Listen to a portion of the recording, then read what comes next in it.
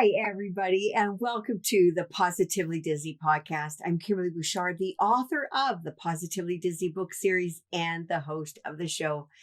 Thank you so much for dropping by on this beautiful Friday evening for my final show of the season. I can't believe that I have finished 4 seasons, and this is going to be an absolutely wonderful way to finish. Doesn't mean that I might pop on during the summer here and there for some Mickey Mouse mischief, but at this point, this is my official finale for my 4th season. And before I go on, I want to thank my sponsor, Michelle McCoon, over at Years of Experience, that will put together an amazing vacation with anywhere you want to go in the world, as well as if you want to have a special event or a wedding at Disney, whichever park you desire. You could reach out to her at 732-735-1779 or reach her by email, mmckeown at themouseexperts.com. You know, May 7th, gosh, we are just heading into summer. I actually felt like it was summer when I was at Walt Disney World last week and had some wonderful experiences there. But this day in history of Disney actually was kind of a big day on May 7th. Funnily enough, this would mark the very last grad night. They used to have grad nights at Magic Kingdom that they started in 1972, and graduates, high school graduates, could spend the whole night in the park. Wouldn't that have been a blast? I'm telling you, if I could have had that opportunity, I definitely would have done that many years ago. But they decided, as all good things come to an end, so did that. You know, back in 2009, there was a lovely Pixar movie that we are now actually celebrating an anniversary of called Up. Pixar's Up was making its screening at the Pixar Studios in Emeryville, California. And that happens to be, I mean, when I'm asked what do I have for a favorite movie, I don't, I've got my top 10, I think, or top 20, but to say that I have an actual favorite is very difficult. But this is definitely one of those top 10 movies for me. I love the storyline. Of course, I love Doug the dog. I love Kevin. I love all of it. It's so wonderful. But it was tonight in 2009, May 7th, that they were debuting the Pixar movie Up. Another thing that was kind of interesting, actually, that happened on this night in Disneyland in 2009, instead of a red carpet event, they called it a black carpet event because on Stranger Tides, Pirates of the Caribbean was doing their premiere actually in the park of Disneyland. And it's interesting because I actually did a story it was book 1 or book 2 about a young woman that was actually there, but it was more that she kind of happened to stumble upon this and got a chance to see the actors go by right there. She was right at the rope where they were walking by and just some of the VIPs and things like that. So it was really, really kind of neat that today marked that day. And I have to say Pirates of the Caribbean is on my list of top 10 as well. Another thing that you guys may remember is the vault, the Disney vault, where they would keep your VHSs or DVDs. And it was actually this day, 2004, that they released several from the vaults with Family Robinson, Parent Trap, Pollyanna, with our lovely actors from that era as well. But I just, have to say that I love nostalgic things when it comes to Disney. I like the new, but I also like the nostalgic things. And last Friday, actually, it was probably around this time last Friday when my family, we went to Primetime Diner at Hollywood Studios. And of course, anybody that's been to Primetime Diner, they have all these snippets of things running on loops on these televisions. And it's kind of a 50s type of diner, super fun and great home cooked food. But what was on there was an episode of the Mickey Mouse Club. And so that was kind of fun to be able to see that and realize that, gosh, I'm going to have Sherry on And we're going to talk about those days that she had spent with that wonderful cast and crew back in the day. And another thing that we saw at Hollywood Studios, which when you go to visit the area that is dedicated to Walt Disney, is a lot of the different things from the set, the props and that from a few different movies, but of course from the Mickey Mouse Club and the Mousketeers. And so it just made my heart smile because I thought, wow, after all these years, these things you could still see, you can't tangibly touch them because they're behind glass, but they are there. And before we get Sherry on the line, I just want to say hello to Laura, who is in California. And I think Laura got to the Disney opening last week. I think she did. But at any rate, we're going to get Sherry on the line and begin our lovely show and chat with her. And we're just hearing a dial tone. And Hi, Sherry. It's Kimberly Bouchard. Welcome to the show. How are you doing? Hi, Kimberly. Just fine. Thank you. How are you? I'm great. I'm so excited to have you on the show. We had talked about this, for so long. Well, it's great to talk to you anytime, and I'm thrilled to be on your show. Oh, thanks. Because, I've read so many of your books, and they are just so happy. They're typical you. Oh. They're happy, and they just, it's a whole world of Disney. Thank you, Sherry. And it's beautiful. I appreciate that. And, it makes my heart happy to write them, really. And then when I get feedback like that, of course, my heart goes double Mickey size, I'll tell you. Yeah. Anyway, Sherry, before we talk about your life as a Mousketeer, I mean, you actually went on to become a very, very renowned, wonderful actress, and you have a lot of things under your belt. Could you share with the audience some of the shows that you were in? Oh, of course. Sure, I'd be happy to. Well, Mickey Mouse Club, that was in I was on in 1956, and I was, 8? I fibbed about my age for so long that when I try to tell the truth, I got to use my fingers and toes to count. I had, before the Mickey Mouse Club, I had done, TV and the commercials, baby commercials and modeling and things like that. But I was really blessed. Hollywood was a different place back then, and the world was a different place back then. But I did some very iconic shows, like Buckskin and Cheyenne, and the Ed Wynn Show. I played his granddaughter back in 1958 on his series. Okay. And then the Three Worlds of Gulliver, which was the story of Gulliver's Travels. Yeah. That was a great fun movie that my mom and I got to go to Europe for 6 weeks to film. Oh. And Pay or Die with Ernest Borgnine and Dobie Gillis and the Monkees and the Man from U.N.C.L.E. and Farmer's Daughter and My Three Sons and the Donna Reed Show, and the Danny Thomas Show, and lots of things like that. And each one was very different and very very fun. Hollywood was very fun back then, and the kids, we were all protected, not only by our parents, but the directors and the assistant director, and just everybody took very, very good care of us. And we all had welfare workers, which were different names for our teachers. Right. And I'll tell you, when we were only allowed to film for 20 minutes at a time. Wow. We couldn't, be out of school for hours and hours. We had to go to school 3 hours a day. Okay. And we had to get all of those 3 hours in before a certain time. So they were very, I remember one teacher that I had, and I did not like her because she was very strict and tough.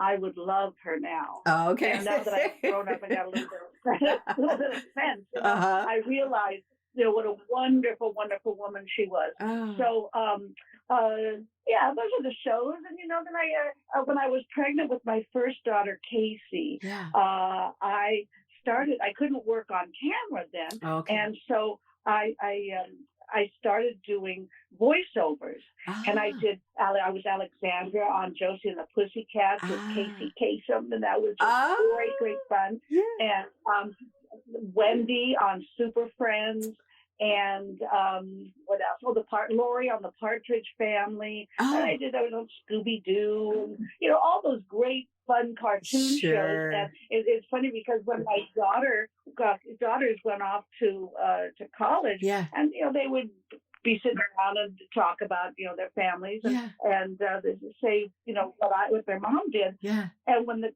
kids, these were young college kids, Right. they weren't real impressed. Mickey Mouse Club, what is Oh, that? But they were so excited to hear about Josie and the Pussycats, oh, and the of course. cartoon voice. Yeah. So Well, yeah, I remember you were on Family Affair. I remember Buffy, I Jody, and was. Sissy, and I couldn't believe it. I mean, I loved that show. I mean, several of the shows, My Three Sons, a Donna Reed show, I'd watch, reruns of that. Mhm. But Family Affair was such a big influence. As a little girl, I even got a little Mrs. Beasley for a Christmas gift, and it was I still have her, but Yeah.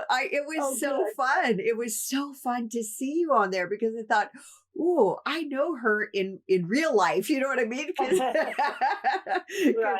that was you were played Sissy's good friend. But so Right. what inspired you, Sherry, to become an actress?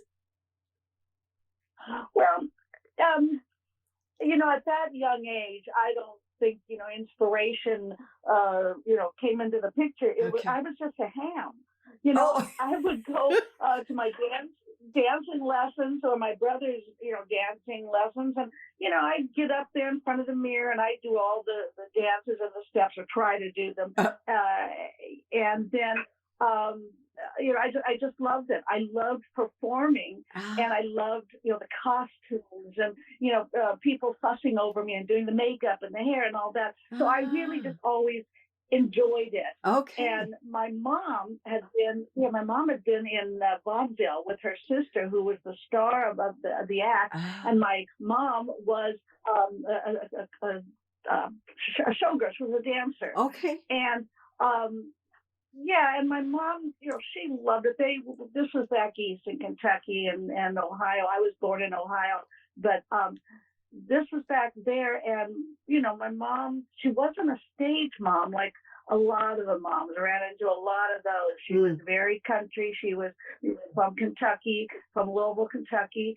And she didn't know how to be a stage mom. Okay. Thank goodness. Yeah.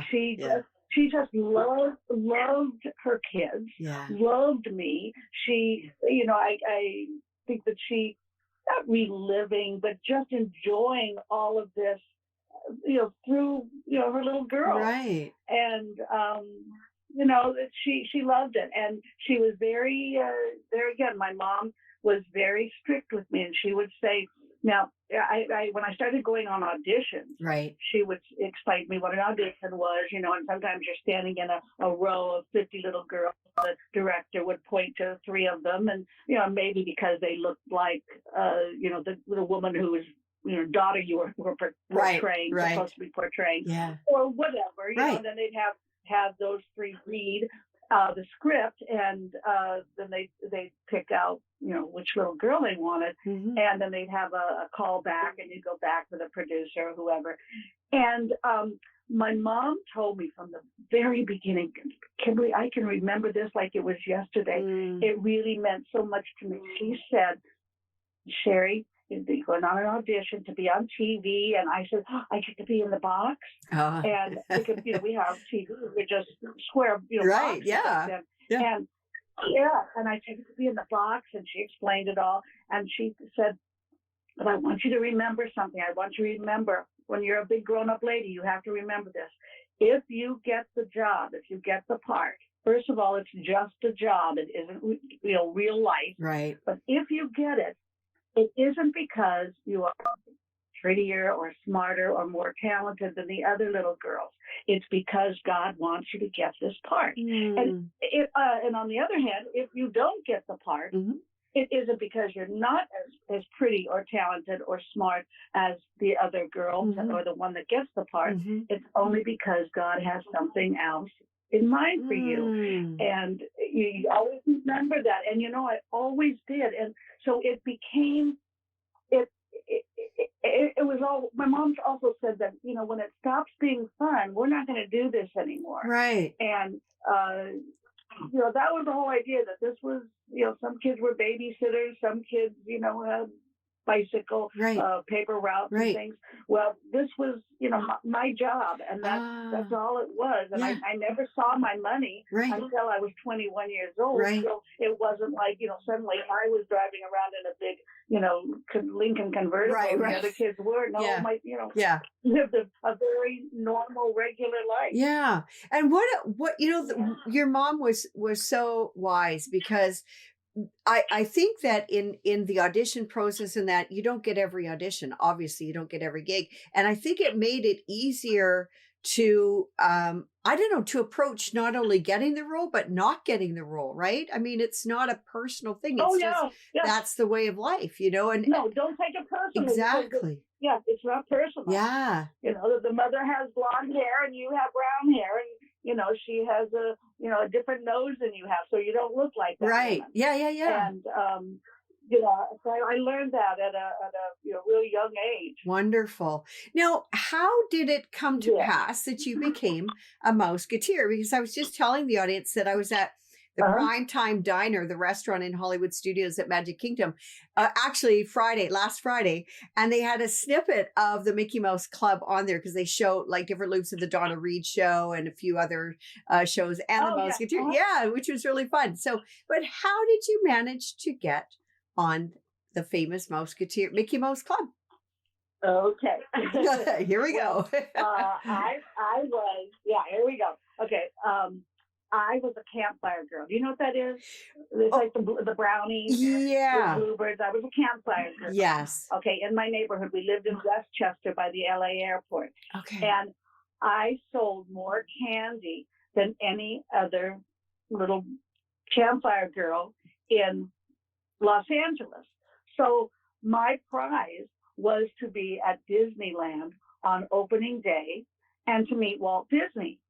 And to make an ice cream sundae for him. There was some connection with Carnation, the Carnation Corner there on Main Street. Right. And so we got there on opening day, July 17th, 1955. Yeah. And we got there, and And maybe I was only 2 years old. No, I guess not. I was older. Yeah. But we went to they said, come to the Carnation building, the Carnation ice cream shop. Right. So we did. And it was a horribly hot day. Right. It was miserable. And we were in there, and they had me standing on an ice cream, not an ice cream, I'm sorry, an apple box, because I was too short. They couldn't see me. Oh, behind the counter. The soda fountain. Behind the counter. So I'm standing up there, and they say, Mr. Disney's on his way. And so my part of my prize was to make an ice cream sundae for Mr. Disney.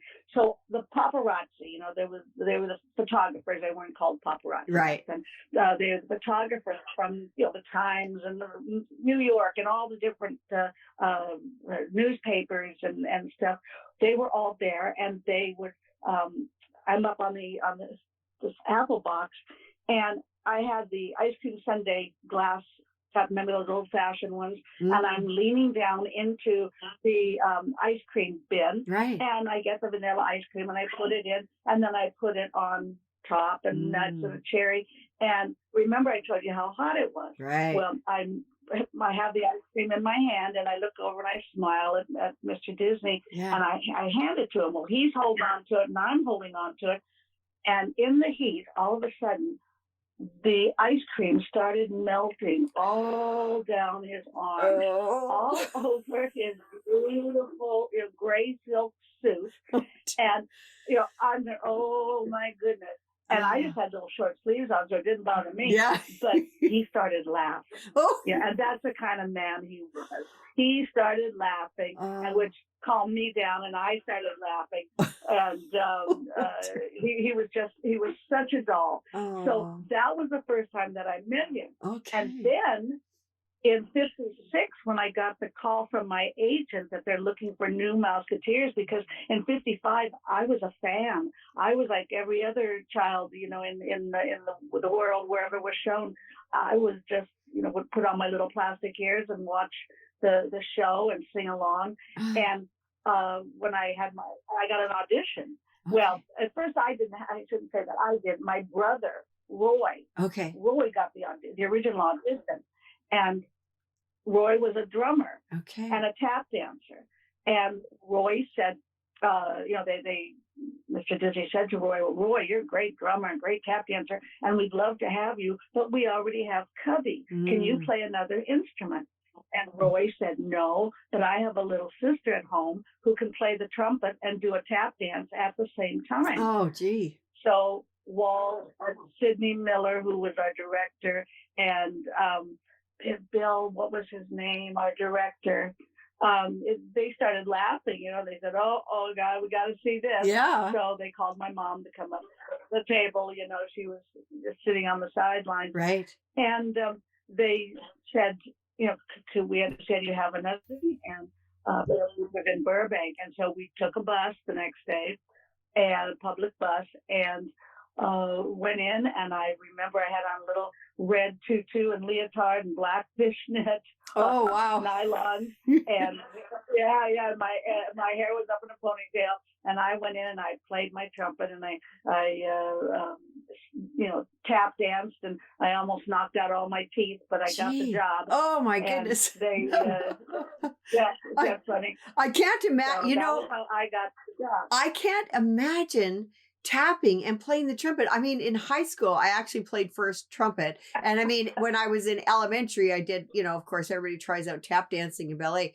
But I mean, you're like literally, you're tapping and you got to hold this trumpet to your mouth and have it sound okay too. Right. Like, oh my gosh. But I don't know how okay it sounded. Oh, okay. I think it wasn't, the idea of this little tiny girl doing this and getting the notes out that they liked. Oh, gosh. But that was great fun. And then a couple of weeks later, I went to work in Burbank to the studio, and by then, my like I said, my mom didn't drive, but she started taking driver's lessons. Right. But we lived just off of Sepulveda Boulevard, which is the main thoroughfare over by the airport. Sure. And my dad would, before he would go to work in the morning, he would drive my mom and I to Annette's house. She lived on the other end of Sepulveda in Encino. Oh, okay. And he would drive us.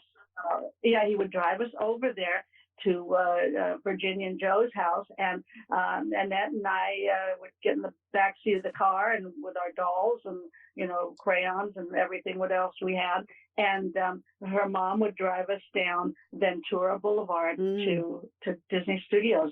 Nice. And she was a teenager. Yeah. I was 9. She was 3-4 years older than me. Right. But she would call me her little sister. Oh. And because I was half Italian. Oh, my last sure. name Alberoni. Yeah. So Alberoni and Funicello. Yeah. Italian delicatessen. Yeah. Yeah. Oh, you can't get more Italian than that. Oh my gosh. So I mean, right. I mean I think that's so fun that you developed a relationship with her, just by the fact that you guys were driving together, not only the fact that you guys were on set together, but the fact that you were driving, and I'm sure your parents became friends as well your mom's anyways. Yes. Yeah. Yes. Nice. Right. Gosh. Right. Well, and Cheryl, beautiful Cheryl Holdridge, our moms went to elementary school together in Louisville, Kentucky. So they had known each other before.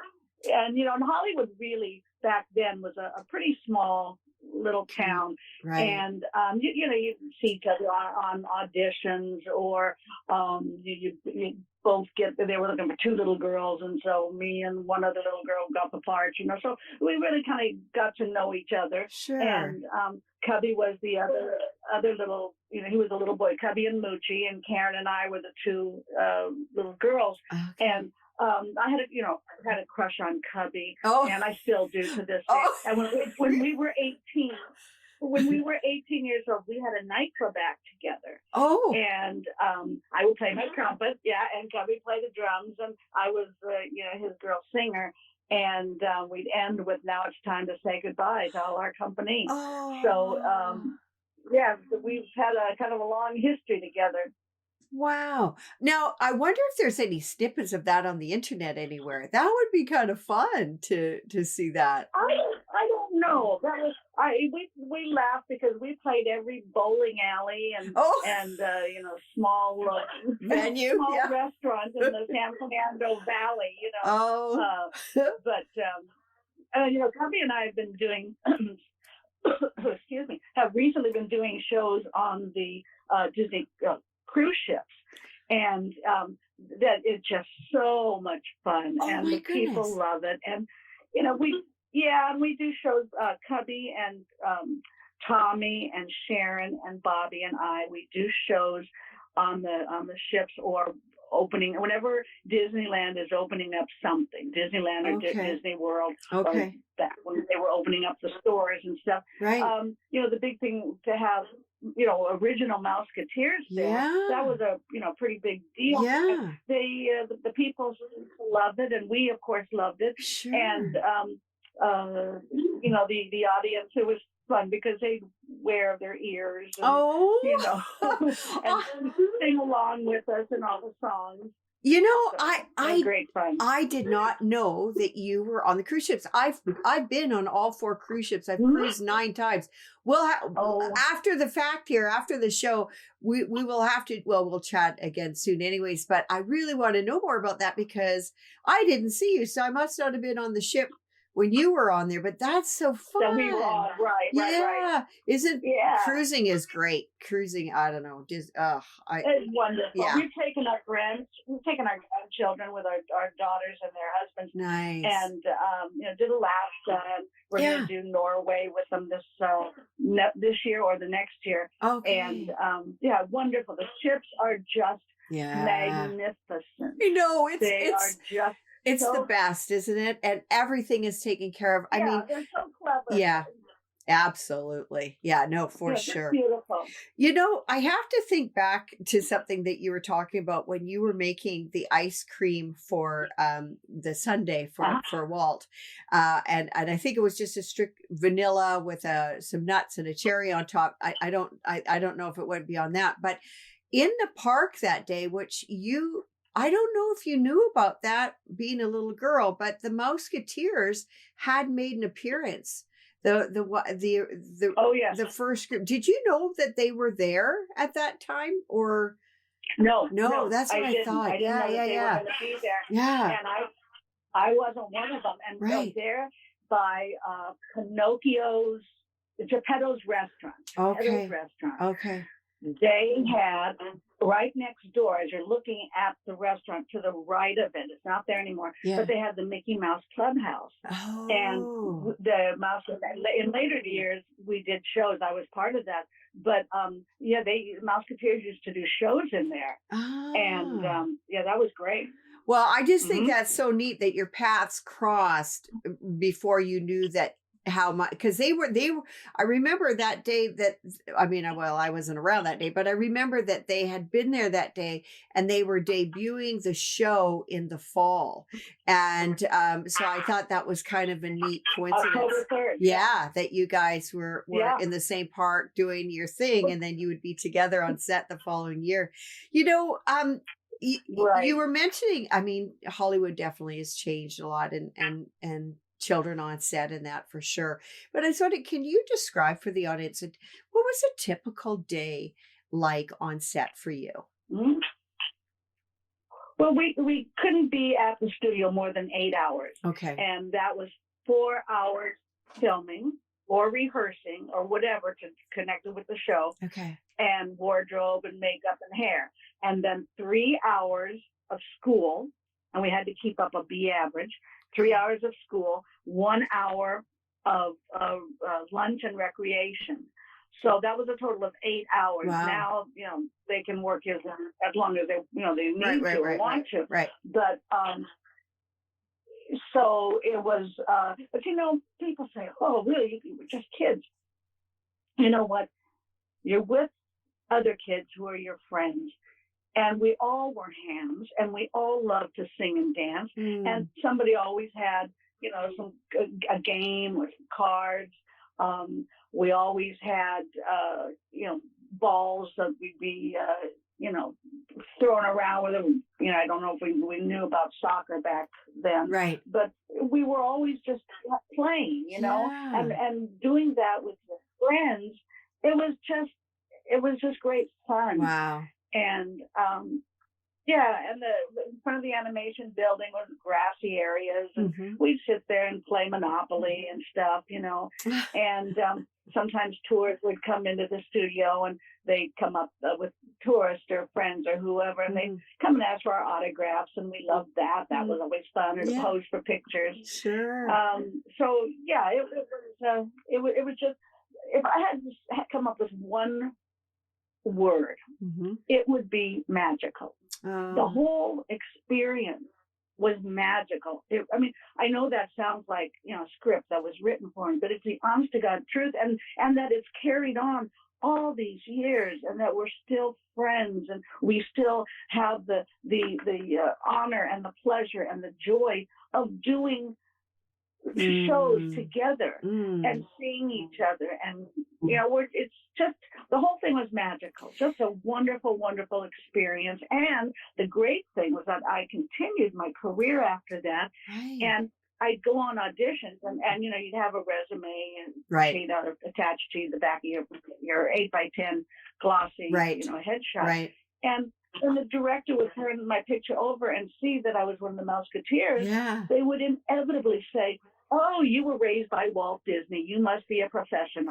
They knew that with the Mousketeers, we knew, which camera to look at. We knew how to take direction. We knew what, to hit our marks. We knew where the lighting was so that we didn't, throw shadows on each other or on ourselves. We learned all of that stuff very young. So, that went on my entire career, that where you were raised by Walt Disney. Right. Well, that's a high standard. That's very good. that's a big bar. And also then they don't have to reteach you.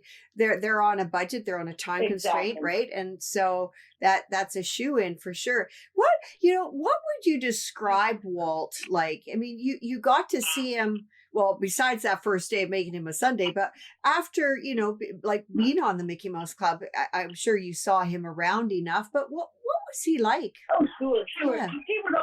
He would always come onto the set. Okay.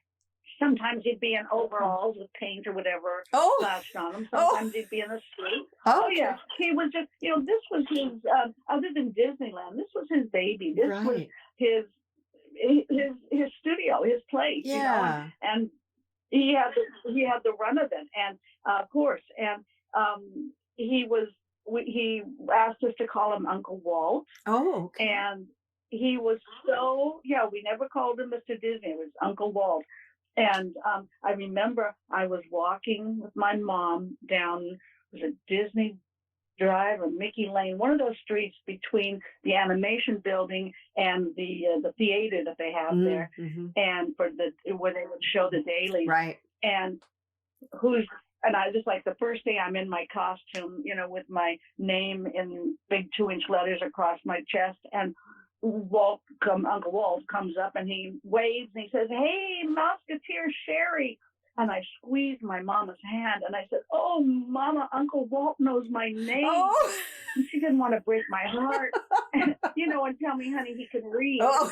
So I was just always so honored that, he knew me. Oh, but he was just a darling, sweet grandma.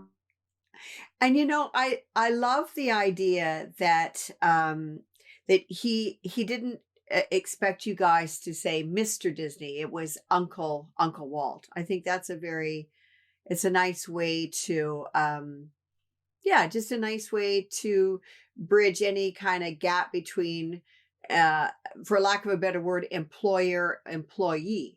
So I have to ask you, because I mean, you are still a lover of Disney, obviously, and I was curious to know what might be your prized Disney possession. Do you have one or two of those? I know I do, but I'm curious to know if you I do. do. Okay. I do. Okay. My biggest one, we recently moved out of our home that we built, Oh. and yeah, we had built a home, and in our backyard, the swimming pool was in the shape of Mickey's head.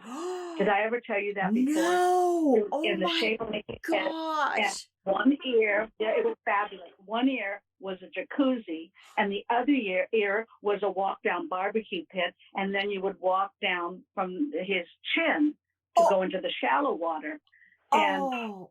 when our local here in Orange County, our local newspaper, the Register, Yeah. they flew over with helicopters because they were doing an article on me, Oh. and they were taking pictures of the pool. It was just so cool. Oh. And the people who bought our home, Yeah. they walked and they said, "It's a treasure. It's a treasure." Absolutely. So they love the house, and they're very happy there. But I would say my pool, and then I've got I've got a big huge trunk filled with pictures, and when we were moving, it took a long time to pack up, but when we were moving, I sat at where the box was, Yeah. the treasure chest, Yeah. and I pulled out each picture, and I went to my computer and I wrote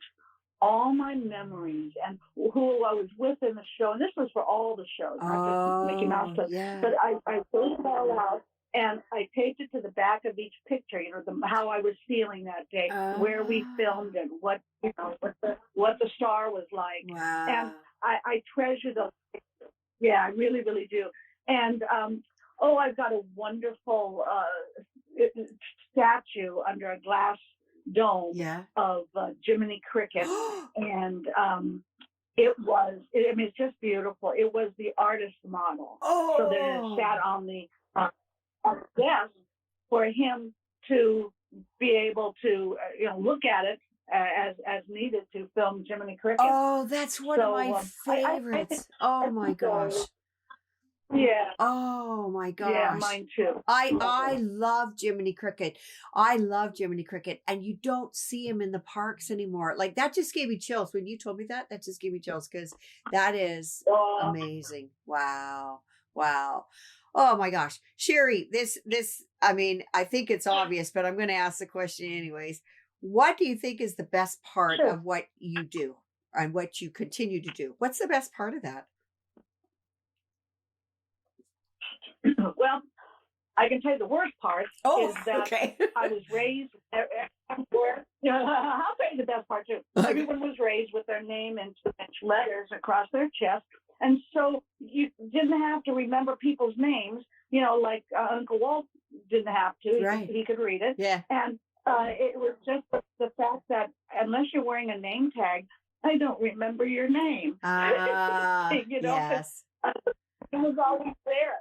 And but the best part was making lifelong friends, and that it continued. What has it been? 66 years, something like that. I don't know. I'm bad in math. That's but, okay. all these years, and that we're still friends, and that we're still bringing happiness. The things that people say to us when we meet them in the park or wherever, right, is my sister, my mom named her Sharon, and my me, I'm Karen, and my mom named us after the Mouseketeers, and they thank us for thank us for the happiness that they brought, and the wonderful memories that they have of their childhoods, and their parents were alive or and young and in good health, and Yeah. just a happy, happy memory. And Right. that just warms my heart. Aw. It's like,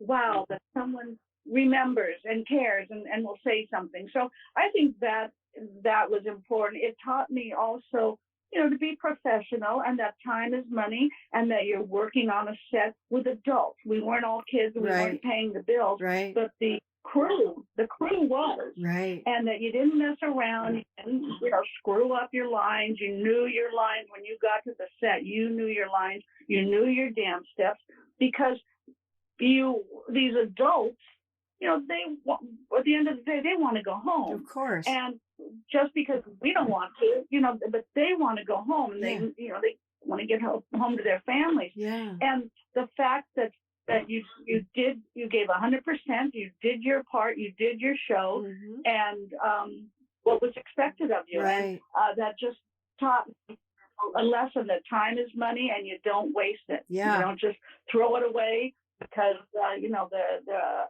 people getting paid to do their job. Right. But I think that, and I think also it taught me that Sharon is one of my dearest friends in the entire world. Sharon and Cubby and Bobby and Tommy, the four of us are very, very, very close. Aww. And then you nurture those relationships. Right. And we were recently up in Fresno at Karen Pendleton's at her funeral. Right. And it just broke our hearts. Yeah. Of course. We all the kids together, and our mothers knew each other. Right. Our mothers were friends. Right. And it took us back to those great days when our folks were With around. us. Yeah. And the memories are just treasured. Yeah. Well, they really are. The fact they say if you have one friend like that, you are, very, very blessed. But holy cow, look at you. You've got several. And Right. I think it's wonderful. Yeah. Absolutely wonderful, because, those we are your, didn't all know each other. right. Right. And that's like your family, Yeah.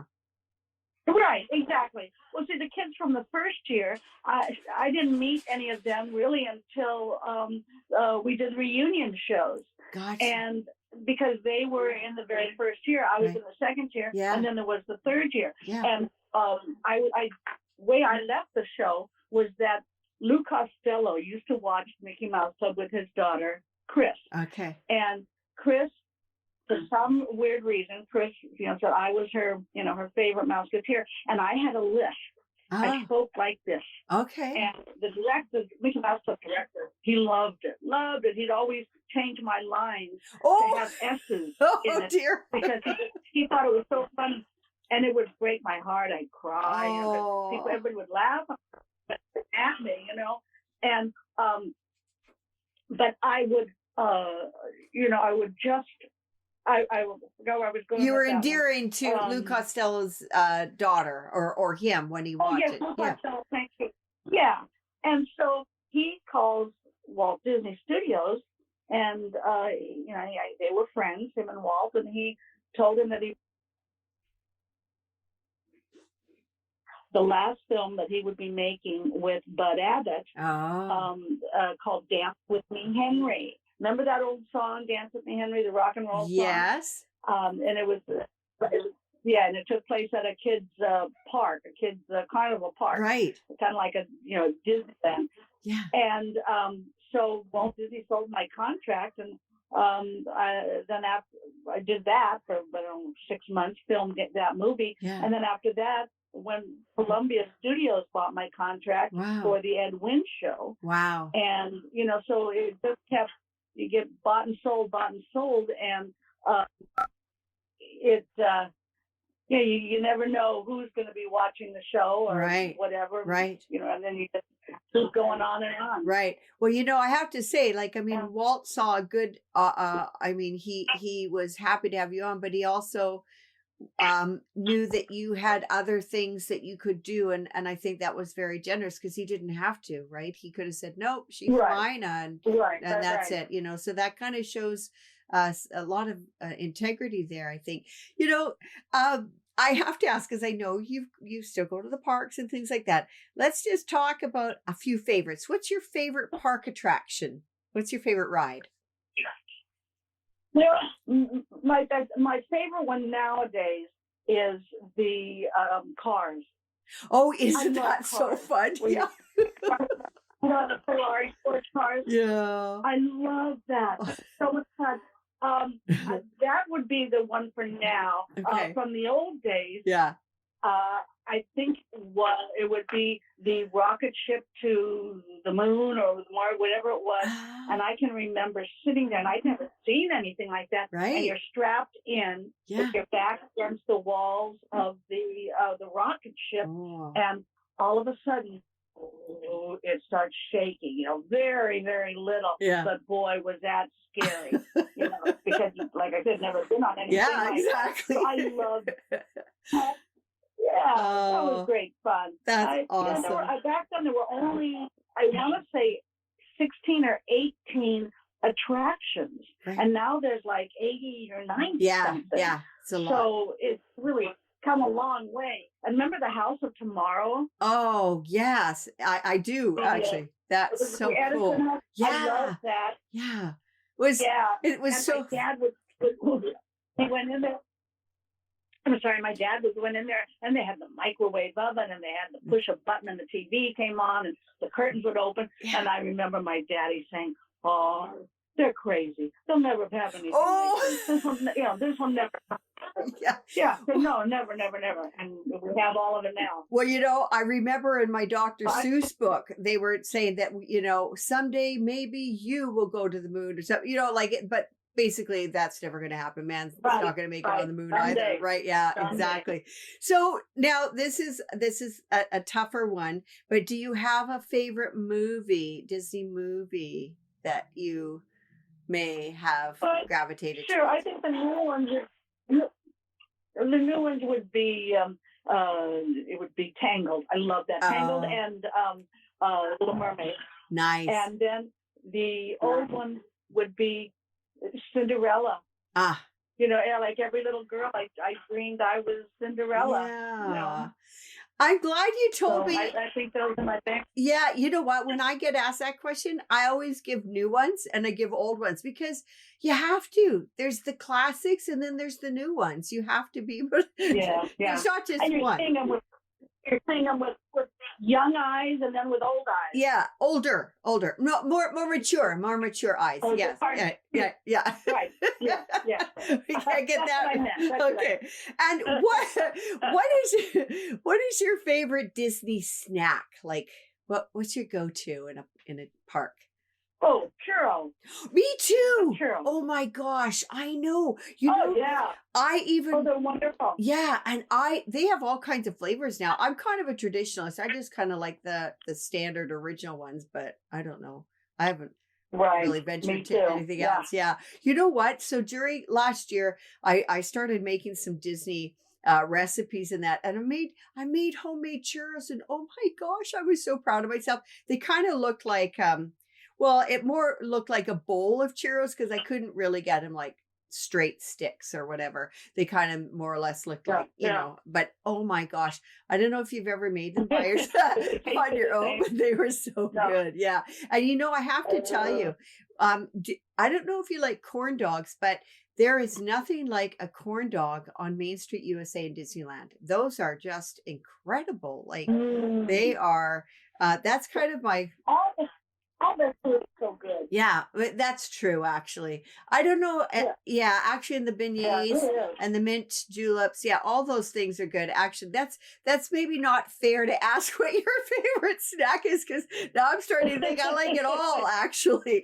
But anyways, Sherry, you have shared so many amazing, wonderful things and really some life advice. But I thought I'd give you the last...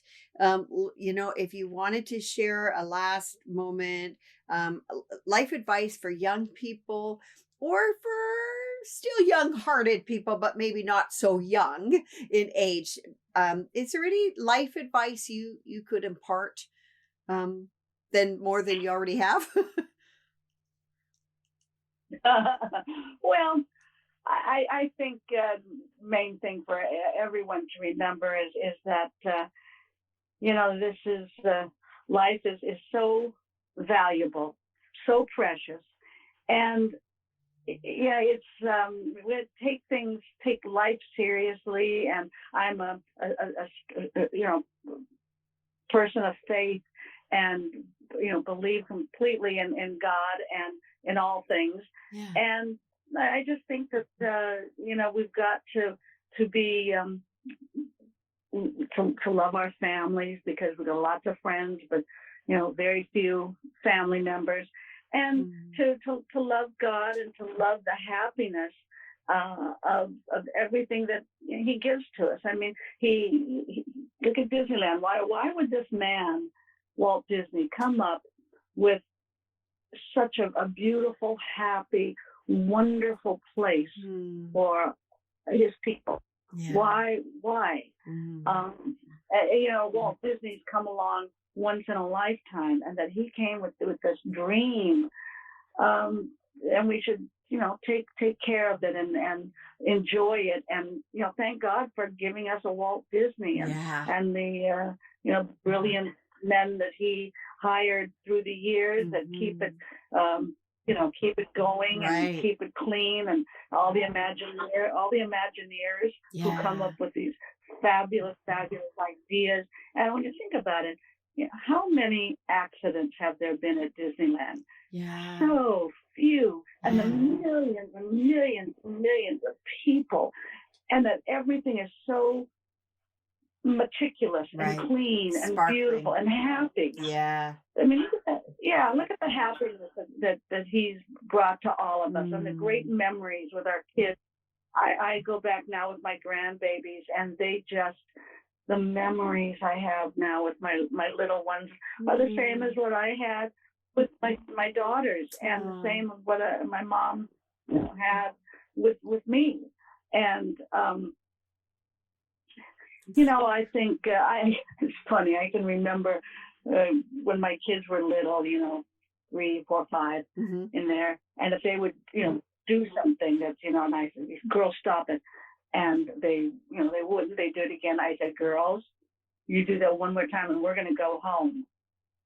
And of course, then I said, "My God, how can I say that? I got to follow through with, Yeah. what I say." Yeah. And and then, oh, wait a minute, I got in for free, so I could go home. And one time we did that. We left. We went home, Oh. and they didn't realize until they were adults, that I had a pass. Oh. But it was like follow through, Yeah. be consistent. Sure. And the girls learned that when I count to 3, I mean 3. I don't mean 2, and I don't mean 5. Yeah. Yeah.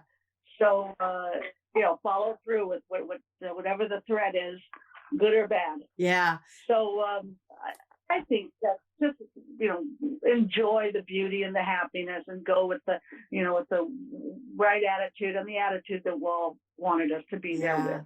And what I think, I'll just put onto that is that it's amazing. I don't know of anything else in the world that provides the happiness for somebody that is like an infant in your arms, or a 1-year-old, or whatever, that's a little bit aware of things, to somebody that's 101, or 104, or 105. Right. I just think that's a tall order, and boy, did he fill that, and then some, didn't he? It's very much so. He really did. And that was what he wanted, a place where grandma and grandpa could go, and mom and dad and the little kids of all ages could go and sit and enjoy their day. Yeah. And that's exactly what he gave to all of us. And it's a treasure. It's just a treasure. And I know it being closed for a while, I think people here in Southern California, because that's our form of entertainment. Right. I mean, people were having withdrawals. Oh, for sure. Got to get to Disney. Oh, yeah, for sure. No.